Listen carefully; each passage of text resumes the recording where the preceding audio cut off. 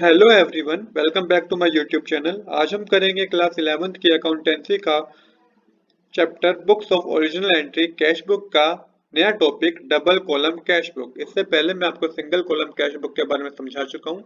उसके question number 1 to question number 5 भी मैं आपको करा चुका हूँ। मैं आपको सजेस्ट करूंगा कि यदि अभी तक आपने मेरी पिछली वीडियो नहीं देखी तो आप एक बार वो देख लें।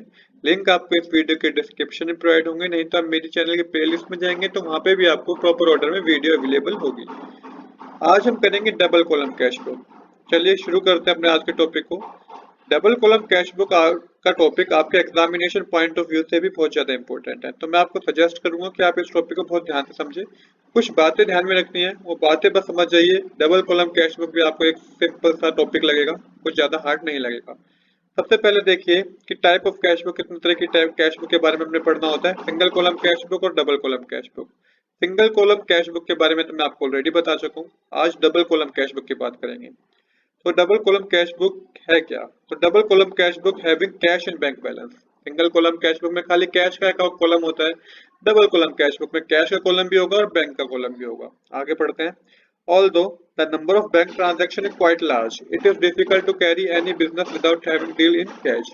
यहाँ पे ये कहा गया है कि ना बैंक की ट्रांजैक्शन आज के टाइम में हर बिजनेस में बहुत ज्यादा हो गई है। जब से नोटबंदी हुई है 2016 में, जब से नोटबंदी हुई है तब से बैंक ट्रांजैक्शन बहुत ज्यादा हो गई है। हर कोई अकाउंट में पैसे भेजता है, अगर पेमेंट करनी होती है तो हर कोई अकाउंट में पेमेंट करता है। मोस्टली ये कहा गया है इसमें चैप्टर में कि बैंक की ट्रांजैक्शन ज्यादा होने के बावजूद भी हम ये नहीं कर सकते कि हम कैश के कॉलम को हटा ही दें। नहीं, ये तो इम्पॉसिबल है। कैश का कॉलम कभी भी नहीं हटेगा। तो डबल कॉलम कैश बुक में ये कहा गया भाई ठीक है, तुम बैंक का कॉलम ऐड कर दो बट कैश के कॉलम को मत हटाओ, कैश का कॉलम भी रहने दो, क्योंकि बहुत डिफिकल्ट हो जाएगा। विदाउट कैश में विदाउट कैश के कैश बुक करना इज नॉट पॉसिबल। इसके बाद क्या क्या रखा है?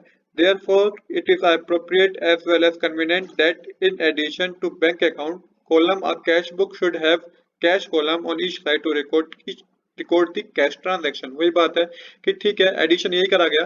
ठीक है, बैंक का कॉलम भी ऐड कर दो पर कैश के कॉलम को रिमूव मत करो, कैश का कॉलम भी रहने दो, दोनों साइड, डेबिट साइड भी और क्रेडिट साइड भी। अब समझते हैं format of double column cash book का। तो इस तरीके का डबल कॉलम कैश बुक का फॉर्मेट होता है। लेफ्ट हैंड साइड होती है डेबिट साइड और राइट हैंड साइड होती है क्रेडिट साइड। जब भी पैसा बिजनेस में आएगा तो आप टू लिखेंगे, डेबिट साइड वो एंट्री लिखेंगे, और जब भी बिजनेस के पास से पैसा जाएगा तो आप बाय का यूज करेंगे और उस एंट्री को क्रेडिट साइड लिखेंगे। फॉर्मेट के अंदर आपको लिखना होता है date particular voucher number ledger folio cash bank, फिर date particular voucher voucher number ledger folio cash और बैंक। बस इतना सा फॉर्मेट है इसका। एडिशन क्या हुआ है? बैंक का कॉलम जुड़ गया। अब चलिए अब और कुछ नई बातें जानते हैं इनके इसके बारे में। अब कुछ पॉइंट्स मैं आपको बताऊंगा जो कि डबल कॉलम कैश बुक के लिए आप याद रखिएगा। टोटल ये 5 पॉइंट्स होंगे। बहुत कंफ्यूज होते हैं बच्चे इन 5 पॉइंट्स समझने में। मैंने कोशिश करी है कि आपको इस तरीके से समझाऊं ताकि आपको कोई कंफ्यूजन ना हो। और ये बात एकदम सच है कि अगर आप ये 5 बातें समझ गए, डबल कॉलम कैश बुक आपको बिल्कुल सिंपल लगेगा, कोई भी आपको इसमें टफ चीज नहीं लगेगी। तो पहली बात क्या कही गई है? Opening balance. क्या कहा गया है इसमें? As the cash column would always show a debit balance, it will be written as to balance brought down on the debit side. कहा गया कि कैश कॉलम में ना, ये तो आप मान ही लो कि कैश कॉलम में हमेशा डेबिट बैलेंस गिवन होगा, जिसको आपको टू बैलेंस बीडी करके लिखना होता है अपनी डेबिट साइड पे, राइट।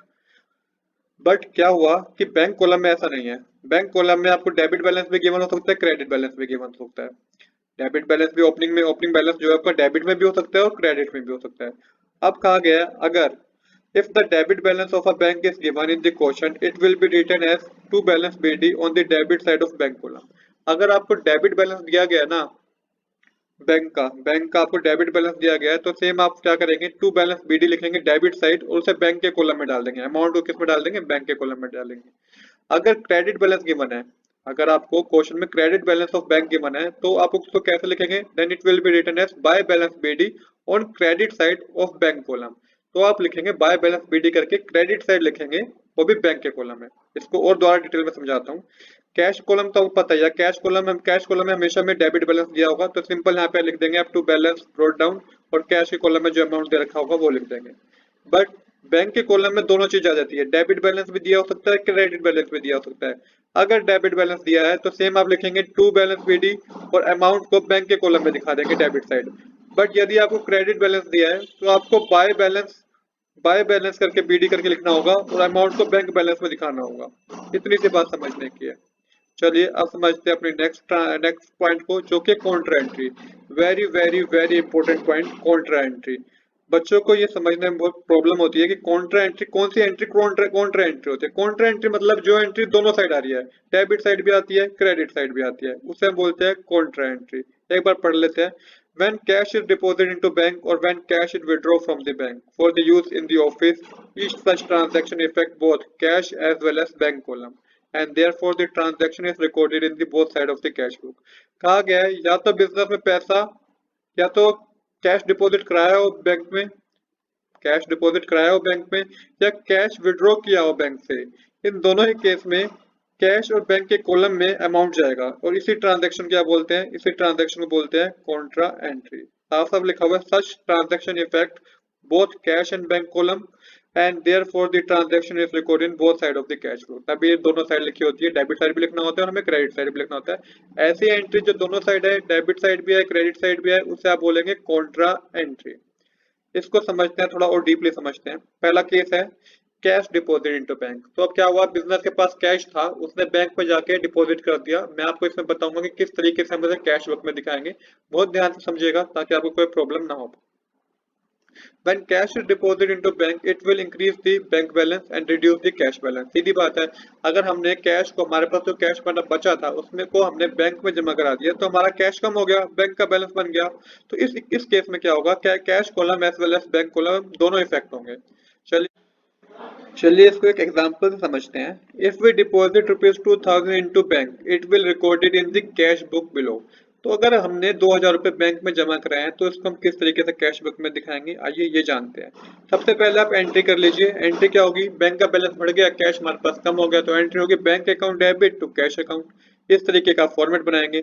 अब देखिए कि बैंक का बैलेंस बढ़ गया, मतलब बिजनेस के पास बैंक में पैसा आया है तो उसको आप डेबिट साइड दिखाएंगे, और कैश कम हो गया मतलब बिजनेस के पास पैसा कम हो गया तो सब क्रेडिट साइड दिखाएंगे। दिखाएंगे कैसे, ये समझने वाली चीज है। फॉर्मेट बना लीजिए जो कि मैं आपको ऑलरेडी समझा चुका हूँ। तो सबसे पहले एंट्री थी bank account debit to cash account. Debit side होता है तब लिखते हैं जब पैसा पेमेंट के बिजनेस के पास आया हो। तो यहाँ पे लिखेंगे टू कैश अकाउंट करके, बैंक के कॉलम में लिखेंगे ₹2000। और सेम इसी तरीके से यहाँ पे बाय बैंक अकाउंट करके कैश के कॉलम में लिखेंगे 2000। आई होप आपको समझ में आया होगा कि किस तरीके से हमें अपनी अपने इस ट्रांजैक्शन को अपनी कैश बुक में दिखाना है। If we deposit 2000 to bank, कैसे दिखाएंगे कि bank account debit to cash account, इसकी एंट्री होती है। बैंक का बैलेंस बढ़ गया तो उसको आप टू कैश अकाउंट से दिखा दीजिए, कैश हमारे पास कम हो गया तो उसे आप बैंक अकाउंट से दिखा दीजिए, 2000 मेंशन कर दीजिए। तो सेम ही बात यहाँ पे कही गई है। यहाँ पे आपको लेजर फोलियो में दोनों के अंडर सी मेंशन करना होगा, जो कि स्टैंड करता है कॉन्ट्रा एंट्री के लिए। हमें पता हो कि कौन सी एंट्री हमने कॉन्ट्रा एंट्री की है, तो आपको सी वर्ड का यूज करना होगा। As such, the same amount is recorded on the debit as well as credit side। same amount record किया हमने डेबिट साइड भी और क्रेडिट साइड भी। On the debit side, to cash account is written and the amount recorded in bank column। Debit side क्या किया, to cash account record, to cash account लिखा और amount को बैंक कॉलम में दिखाया। और क्रेडिट साइड हमने क्या करा, बाय बैंक अकाउंट लिखा और अमाउंट को हमने कैश कॉलम में दिखाया। तो देखिए ये ट्रांजैक्शन कितने सिंपल है। हाँ, आपको थोड़ा समझना जरूर होगा। तो इस ट्रांजैक्शन को यदि अभी तक भी आपको समझ में नहीं आई है तो मैं कहूंगा कि एक बार दोबारा रिमाइंड करें और इसको दोबारा समझने की कोशिश करें, क्योंकि क्वेश्चन में बहुत जगह इसका यूज होगा। अब इसके सेकंड केस को समझते हैं। Cash withdraw from bank for office use. अब कैश विड्रॉ किया गया बैंक से ऑफिस यूज के लिए। In this case cash balance is increase and the bank balance is reduce. अब क्या हुआ कि कैश का बैलेंस तो इंक्रीज हो गया पर बैंक का बैलेंस क्या हो गया, रिड्यूस हो गया। तो ये भी कैश कॉलम और बैंक कॉलम दोनों में इफेक्ट करेगी। इसको भी एक एग्जांपल समझते हैं। If we withdraw ₹2500 from the bank, it will record in the cash book as follow. अब की बार हमने ₹2500 बैंक से निकाल लिए तो ये कैश बुक में किस तरीके से जाएंगे, तो इसकी एंट्री क्या होगी, cash account debit to bank account, क्योंकि कैश हमारे पास बढ़ गया, बैंक हमारे पास कम हो गया। अब देखिए इसको किस तरीके से दिखाएंगे, तो इसी तरीके का फॉर्मेट बनाएंगे। अब आपको क्या करना है, सबसे पहले हमारे पास क्या है, बिजनेस में कैश आ गया, तो यहाँ पे आप लिखेंगे टू बैंक अकाउंट और कैश के कॉलम में लिख देंगे 2500। बैंक का बैलेंस हमारे पास कम हो गया, एक तरह से बैंक का बैलेंस हमारे पास कम हो गया, मतलब रिसिप्ट पेमेंट हो गई हमारी, हमने विड्रॉ कर लिया, मतलब कि वो कम हो गया। तो यहाँ पे आप क्या लिखेंगे, बाय कैश अकाउंट लिखेंगे और बैंक के कॉलम में लिखेंगे 2500। तो देखिए अपोजिट एंट्री है, सेम प्रीवियस वाली जो एंट्री हमने की थी जिसमें हमें जमा करे थे, तो उसमें हमने क्या करा था, यहाँ पे टू कैश अकाउंट लिखा था और अमाउंट के कॉलम को बैंक में दिखाया था। बट यहाँ पे क्या हुआ, यहाँ पे हमने टू बैंक अकाउंट लिखा और अमाउंट के कॉलम को कैश में दिखाया। आई होप आपको ये ट्रांजेक्शन भी समझ में आई होगी किस तरीके से हमें करनी है। अब चलते हैं आगे। आगे क्या क्या रखा है कि थर्ड पार्ट क्या रखा है receipt of cheque and bank draft. इसके दो केस हैं, इसमें दो केस समझिए। Cheque receive from customer and deposit into bank on the same day. हमें कस्टमर से चेक रिसीव हुआ और उससे हमें जाके हमने बैंक में जमा कर दिया। इसको हम कहाँ दिखाएंगे अपने कैश बुक में? This are enter in the bank column on debit side. तो ये बैंक कॉलम में ऐड होगा, डेबिट साइड के बैंक कॉलम में हम इसको ऐड कर देंगे। सीधी सी बात है कि हमारे पास चेक का आजादी हमने जमा करा दिया, तो हम क्या करेंगे, उसे अपनी कैश बुक में डेबिट साइड बैंक के कॉलम में दिखा देंगे। सेम इसी तरीके से इसके सेकंड केस को समझिए। Cheque receive from customer and but but not deposit into bank on the same day. Check receive तो हो गया कस्टमर से, बट ना डिपॉजिट नहीं हुआ बैंक में सेम डे में। तो इस एंट्री को कहाँ दिखाएंगे? इस एंट्री को हम कैश में दिखाएंगे, और वो भी डेबिट साइड दिखाएंगे। हम उसको मानेंगे कि हमारे पास कैश आ गया, हम उसको चेक बैंक में नहीं दिखाएंगे क्योंकि वो भी बैंक में जमा ही नहीं हुआ। तो हम ये मान लेंगे कि हम उसको कैश में दिखाएंगे अपनी डेबिट साइड। पैसा तो आ गया बिजनेस के पास, पर अभी हमने बैंक में जमा करा दिया होता ना बैंक में, तो मैं बैंक के कॉलम में अमाउंट दिखाता। अभी दिखाऊंगा डेबिट साइड ही, पर कैश के कॉलम में दिखाऊंगा।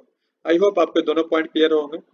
अब जरा समझिए, सेकंड पॉइंट की बात हो रही है अभी यहाँ पे। पहला पॉइंट तो क्लियर है, सेकंड पॉइंट में काउंटर एंट्री कैसे बन जाएगी? काउंटर एंट्री बननी होगी तो किस तरीके से काउंटर एंट्री बनेगी? When this cheque are actually deposit into bank on the future date, counter entry as cash deposit in the bank will be passes. अब समझिए कि हमें क्वेश्चन में दे दिया कि भाई चेक तो रिसीव हो गया, पर हमने वो बैंक में जमा नहीं कराया। मान लीजिए 2 जनवरी को ऐसे ट्रांजैक्शन हुई कि हमारे पास चेक आ गया, पर हमने बैंक में जमा नहीं कराया। तो उस एंट्री को मैं कैश बुक में डेबिट साइड कैश के कॉलम में डाल दूंगा। बट उससे 3-4 एंट्री जब मैं आगे गया तो पता चला कि 6 जन को उसने जो चेक मिला था 2 जन को, वो उसने बैंक में जमा करा दिया। तो अब क्या होगा? अब काउंटर एंट्री पास होगी। अब क्या होगी? काउंटर एंट्री पास होगी। किस बेसिस पे पार होगी? जैसे हमने कैश डिपॉजिट इन बैंक में एंट्री पास की थी ना, वैसी एंट्री इसमें भी करनी होगी। आई होप आपको केस समझ में आया होगा कि अगर पहला केस में तो बता रखा है कि भाई चेक रिसीव हुआ और डिपॉजिट भी हो गया बैंक में। सेकंड केस में क्या रखा है कि चेक रिसीव हुआ पर डिपॉजिट नहीं हुआ बैंक में, तो हमने उसको कैश मान के डेबिट साइड कैश के कॉलम में दिखा दिया। बट कुछ टाइम बाद हमें पता चला, कुछ आगे की एंट्री हमने करी, हमें पता चला कि भाई जो चेक हमें 2 तारीख को रिसीव हुआ था वो 6 तारीख को हमने बैंक में जमा करा दिया। तो यहाँ पे हमें करनी होगी काउंटर एंट्री। किस ब्याज पे करनी होगी? कैश डिपॉजिट इनटू बैंक, जैसे कि हमने पहला सिनेरियो समझा था। अब चलते हैं आगे। यहाँ पे एक और नोट समझ ले कीजिए कि in the question sometime there is no information as to the deposit date of the check. In such case it will assume that check has been deposited into bank on the same day. तो कई case में आपको ये पता बता नहीं रखा होगा कि भाई चेक जो डिपॉजिट हुआ है बैंक में किस डेट को जमा हुआ है, तो हम मानेंगे कि वो सेम डे को जमा हुआ है। क्वेश्चन में आएगी, कई कई सिनेरियो ऐसे आएंगे जिसमें आपको बता नहीं रखा होगा कि what is the date of deposit cheque into bank. तो उसमें आप मान लीजिए कि सेम डे पे ही आपको आपने डिपॉजिट किया है, तो उसमें आप पहले केस पे जाएंगे। ये पहला केस आप फॉलो करेंगे, सीधा बैंक कॉलम में दिखा देंगे डेबिट साइड में अमाउंट को। अब समझते हैं आगे थर्ड पॉइंट। अभी तक हमने सिर्फ 2 पॉइंट ही कवर किए हैं। 2 पॉइंट के आगे 3 सब पॉइंट थे, सेकंड पॉइंट के आगे 3 सब पॉइंट थे जो हमने कवर किए। Payment by cheque, payment by cheque. अब बैंक ने कोई पेमेंट करी है चेक के थ्रू, तो उसको हम उसी के वक्त क्या दिखाएंगे? क्रेडिट साइड दिखाएंगे, वो भी बैंक के कॉलम में। क्योंकि पेमेंट गई, बिजनेस के पास से पैसा कम हो गया, एक तरह से पेमेंट हुई है, तो हम उसको उसी के वक्त, चाहे वो उसने बैंक में डाला हो, वो उसकी जिम्मेदारी है जिसको हमने पेमेंट करी है, पर हमारे पास से उसी वक्त बैलेंस कम हो गया बैंक का, तो हम उसको उसी वक्त क्रेडिट साइड दिखा देंगे अपने बैंक के कॉलम में। नेक्स्ट समझिए डिसऑनर ऑफ चेक। इसको समझना बहुत जरूरी है। If a cheque receive from a customer and deposit into bank for collection is dishonour, an entry will be made on the credit side of the cash book by entering the amount of the dishonour cheque in the name of bank column, in the bank column. In particular column the name of the customer will be enter.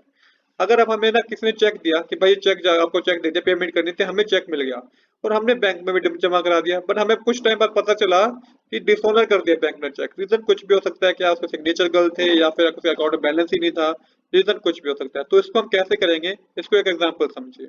A cheque receive from Ram Kumar is dishonor, it will be recorded on credit side as by Ram Kumar and the amount will be entered in bank column. Ram ने हमें check दिया जो कि dishonour हो गया, तो उसे हम कहाँ डालेंगे? क्रेडिट साइड डालेंगे, क्रेडिट साइड डालेंगे बाय राम कुमार, उस पर्सन के नाम पे ही, और अमाउंट को हम बैंक के कॉलम मेंशन करेंगे। क्योंकि हमारे पास तो चेक आया नहीं ना, तो हम उसको दोबारा उसको कैश के पहले हमने उसको डेबिट साइड डाल दिया होगा। जब हमें पता चला कि भाई क्या चेक हमें मिल गया है और हमने बैंक में जमा करा दिया, तो हमने पिछली एंट्री में उसको डेबिट साइड डाला था। कुछ दिन बाद हमें पता चला कि साथ के साथ पता नहीं चल पाता है, वो 2-3 दिन बाद ही आपको पता चलेगा कि भाई ये चेक हमारा डिसऑनर हो गया है। फिर 2 से 3 दिन का प्रोसीजर होता है चेक का अमाउंट में कन्वर्ट, चेक का बैंक में कन्वर्ट होने में। अब तो हमें क्या करना होगा कि क्रेडिट साइड लिखना होगा बाय राम कुमार करके, आपको बैंक कॉलम में अमाउंट को डाल देना होगा। जब मैं क्वेश्चन कराऊंगा तो आपको ये और अच्छी तरीके से समझ में आएगा। अब कैश डिस्काउंट को समझिए। In a cash discount having cash and bank column the amount of discount as recorded in journal. Cash discount में क्या हुआ, कैश डिस्काउंट दिया तो उसमें कैश और बैंक कॉलम तो बनेंगे, बट जो अमाउंट होगा ना डिस्काउंट का वो जर्नल प्रॉपर में चला जाता है, उसकी एक एंट्री होती है। इसको भी समझिए कि 48,000 receive from Yuvraj Singh in the full settlement of his account 5,000। In such case, 4,800 will be recorded in cash book and 200 is recorded in the journal proper as below। तो 4,800 तो हम रिकॉर्ड कर देंगे क्योंकि 5,000 रुपए लेने थे, पर उसने 4,800 रुपीज दिए तो 200 रुपए का हमने उसको डिस्काउंट दे दिया, बिजनेस ने डिस्काउंट दे दिया। तो 4,800 को तो मैं कैश में जमा कर दूंगा अपनी डेबिट साइड, बट 200 को मैं नहीं शो करूंगा। 200 कहाँ शो करूंगा, मैं जर्नल प्रॉपर में शो करूंगा। किस तरीके से शो करूंगा, discount account debit to Yuvraj Singh 200 rupees. तो इस तरीके से इसकी एंट्री बनाऊंगा और इसको जर्नल प्रॉपर में शो कर दूंगा। तो दोस्तों आज के लिए इतना ही। I hope you like this video. If you like this video please do subscribe this channel. Thanks for watching.